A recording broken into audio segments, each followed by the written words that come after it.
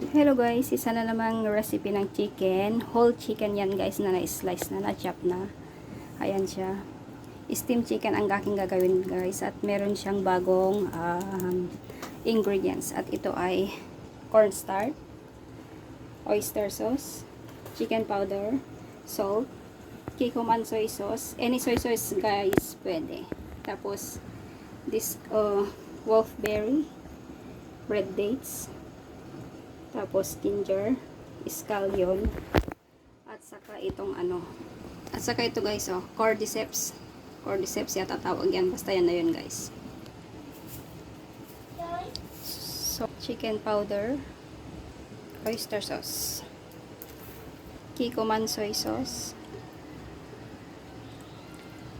tart, ginger, red dates, wolfberries, scallion, at ang scallion.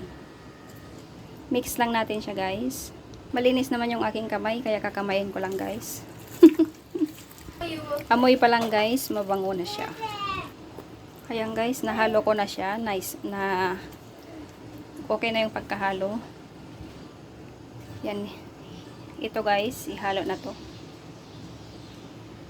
Yan lang siya sa ibabaw guys. I-marinate lang siya ng 10 minutes. Pinakamababa na yung 10 minutes guys. Pero kung may oras kayo, mas maganda yung mas mahaba yung pagka-marinate. Tapos i-steam lang natin siya guys ng 15 to 20 minutes guys. Ayan siya.